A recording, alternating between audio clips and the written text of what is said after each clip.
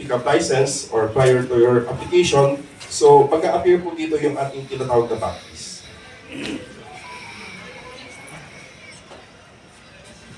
Okay.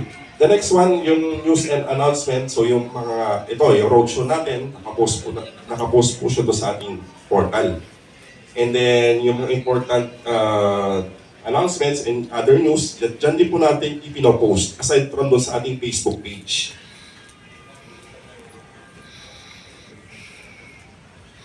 And then, yan, seminar schedule. So dati, sa Facebook lang po natin siya nakikita yung ating schedule ng seminar. Ngayon, sa portal, nakikita na rin po natin siya, na-access na rin po natin. So we have here the one-day entrepreneurial course for Pacquiao license applicants, and then the two-day AMO seminar schedule for regular license and special license applicants. So pag clinic niyo po siya, andyan po yung listahan natin ng ating mga seminar schedules. And pag clinic niyo naman po yung guides, ayan po yung mga instructional guides natin. If you want a printout or if you want like a document of the instructional guides, you can download here. So naka-segregate naman siya according to your application needs. So, pwedeng, kung gusto mo mag-apply for a Pacquiao license, we have here a folder. So, access nyo lang po dyan, and then, pwede nyo po i-download yung ating PDF file or yung ating instructional guide. And of course, nandiyan din po yung ating mga schedule of fees, and then the other templates, saka yung mga board resolutions or mga policies, dyan din po naka-upload sa ating instructional guide.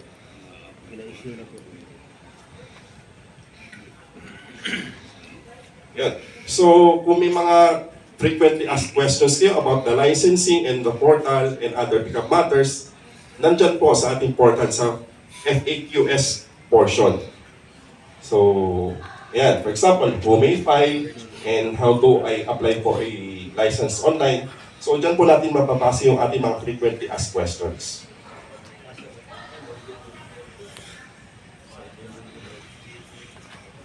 Yan. So, proceed na po tayo sa mga different types of application na pwedeng applyan ni contractor. So we have here the regular license.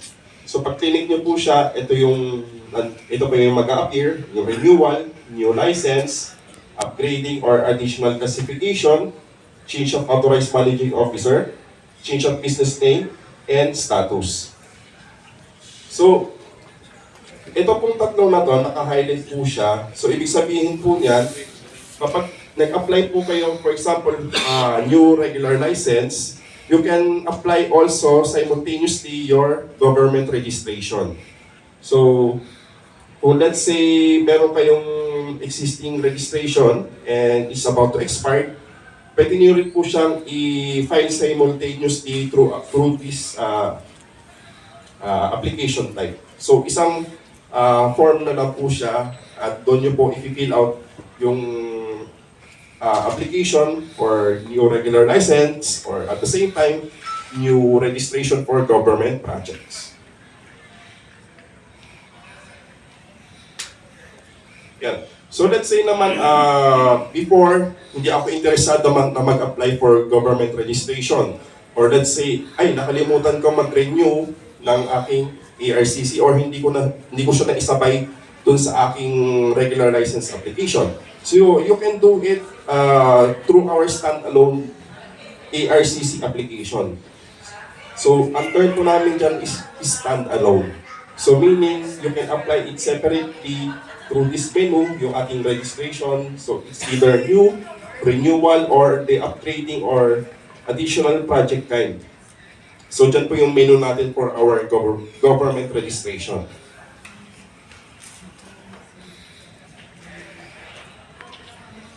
Okay. So doon naman po sa mga interested na mag-apply for a special license, let's say joint venture or consortium or local or foreign. So ito naman po yung menu na kailangan natin i-access.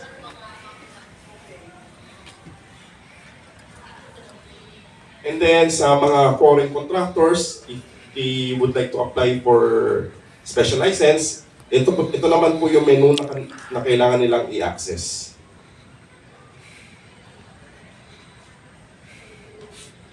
Okay. And syempre, sa ating mga Pacquiao license applicants, ito po yung menu na kailangan natin i-access. So, isa lang po yung menu for new and renewal of your Pacquiao license application.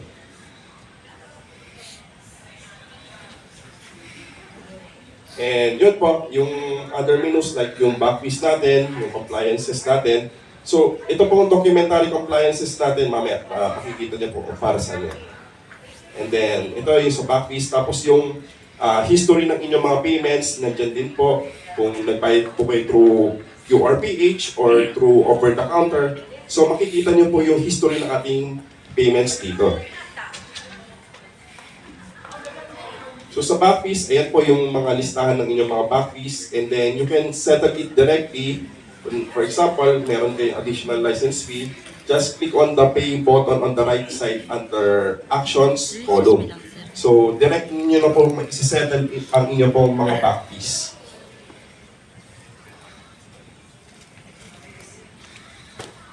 So, yan po yung itsura pag tinig niyo po yung pay dun sa ating back fees. Mamaya po, i-discuss ko po ano po yung QRPH and other payment options.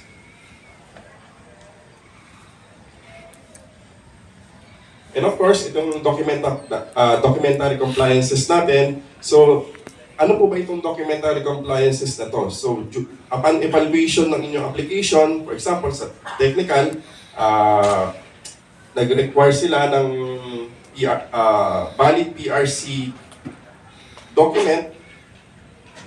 So, i-issue ni technical evaluator yung documentary compliances through their dashboard and sa inyong pong account, dito nyo po makikita yung kailangan nyo i-comply. And then, at the same time, dyan nyo rin po i-upload yung nire-require na document. So, hindi na po tayo nag-request for submission ng inyong compliances through email. Lahat po nasa portal na. Ayan naman po siya. So, magka-appear po doon kung ano po yung mga kailangan nyong i-comply. And then, at the right most portion ng inyong dashboard, meron dyan yung actions column. And you can upload here yung inyong pong mga documentary compliances. So ito po yung dashboard niya. Okay. So dito po sa lower portion, nandiyan po yung upload button wherein i-upload nyo po yung specific documents. For example, yung sinabi ko kanina, yung copy ng PRC ID or certificate. And then sa taas, ayan, yung remarks ng ating evaluator kung ano po ba yung specific documents na kailangan nyo comply. And sometimes, meron pong deadline of submission or most of the time, may deadline of submission ng inyong compliances. Bakit po meron ganyan? Kasi right now, ang situation, may mga contractors kasi na ang tatagal po mag-comply ng documents. At doon po yung karaniwan na nagiging cost ng delay ng inyong pong release ng license. So hindi na po sa amin, but on the part na ng contractors, matagal po sila mag-comply. Okay po, that's the reality po. So, ngayon, nilagyan na po namin ang deadline of submission para matik na po, alam niyo na po agad kung hanggang kailan niyo kailangan isubmit yung, yung compliances.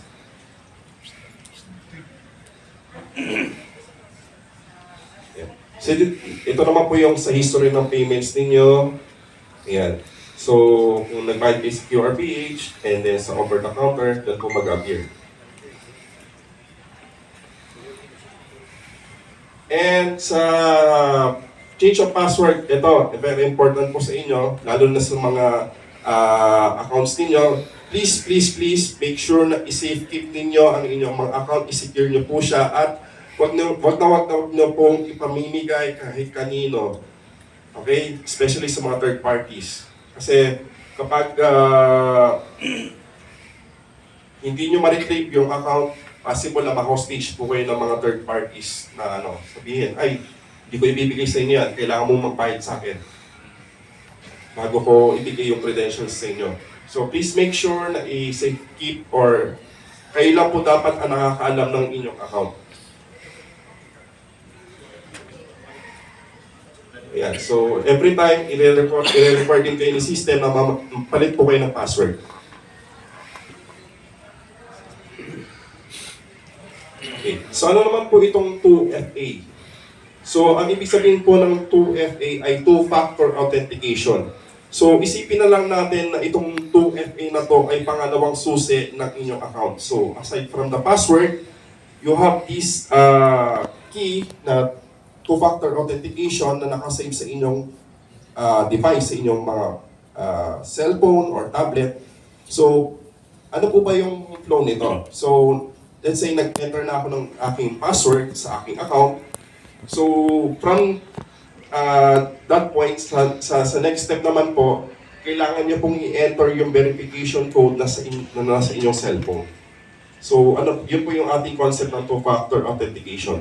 It is a second layer of your, second layer protection of your account.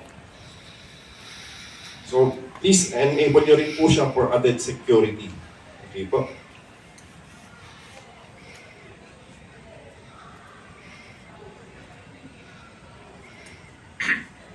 So, ito naman po yung ating process flow and application particulars.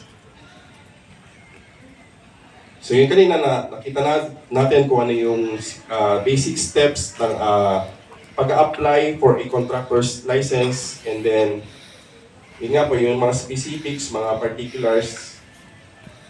Ayan. So sa step 1, yun nga, yung instructional guides natin, aside from do sa nasa website natin, pwede nyo pong bisitahin itong link na to or itong QR code, pwede nyo pong scan para ma-access nyo po yung ating directory ng mga instructional guides.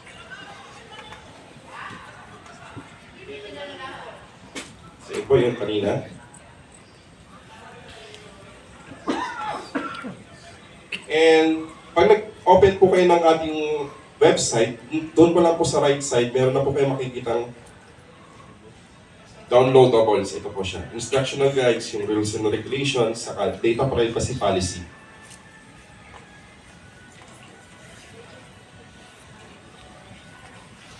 And step 2, yan. Yan po yung pag-create ng ating account, pagsasign up sa ating online licensing portal. So just visit this website, yung pickup.construction.gov.ph or pickup.gov.ph.com.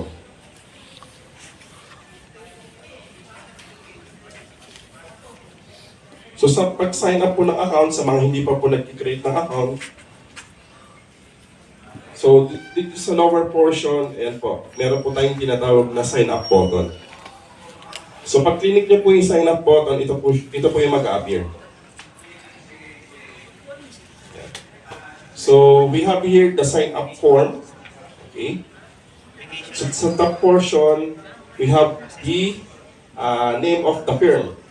As per, anong nakalagay?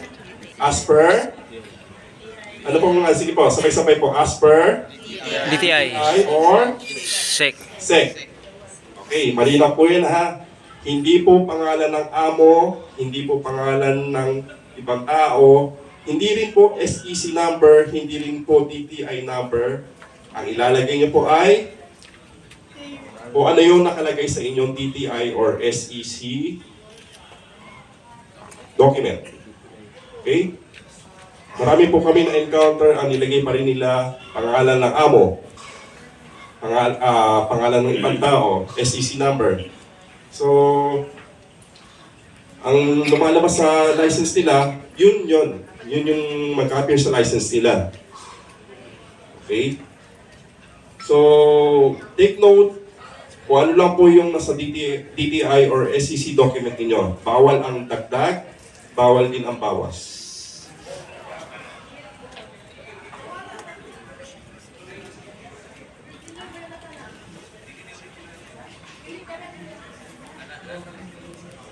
Okay. So dito naman po sa email, yan. Kailangan nga po valid ang inyong email address at accessible syempre nung may-ari ng company at Yun nga po, one email address, one company only. Do not sign up multiple accounts. So isang email address lang po yung kailangan nyo. So in case naman na let's say, wag naman sana ma-hostage yung account nyo or let's say nakalimutan nyo yung account niyo, pwede pa naman po natin siya ma-retrieve. Okay, don't worry. So just contact Pickup for the retrieval or resetting of your Pickup portal account.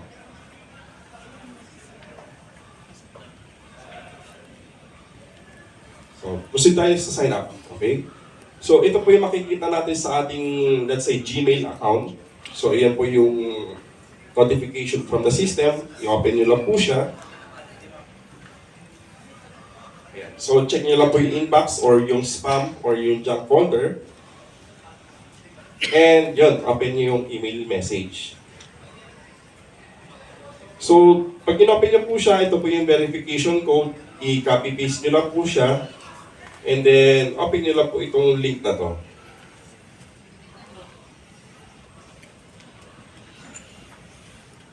So, ito po yung magiging itsura. Pag click nyo po yung link, so enter nyo lang po yung valid email address and then yung verification code. So, just wait lang for few seconds to verify your account. Okay? Pag na-verify na po siya, mag-a-appear po itong company ninyo.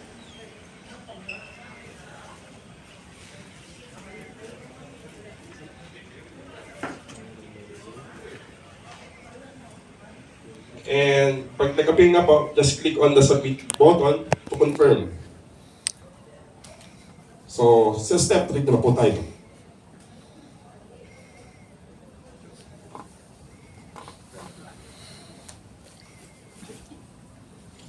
Check. Ayan. So, once na nakapag-sign up na po kayo, yan, proceed na po kayo sa step 3, which is the accomplishing of your online forms and submission of your complete application. Okay, so before kayo mag-create the application, just a few important reminders. Okay? Anong sabi? Rush plus hassle is equal to inconvenience. Very common, actually general rule of thumb na yan. Na kapag kayo ay nagmamadali, syempre may tendency na magkamali kayo sa pag-fill out ng application. Okay?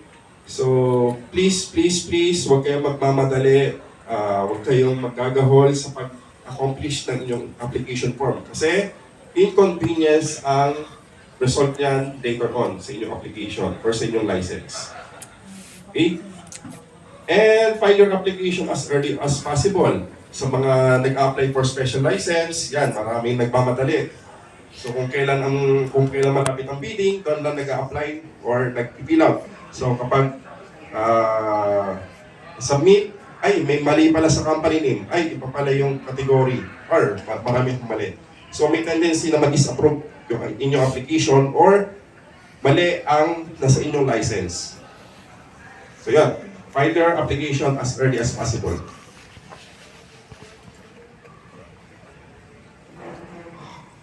And of course, reading and understanding the requirements ng ating portal is the key. So, basahin na maigi, reviewin nyo na maigi ang inyong ina-upload at ang ating mga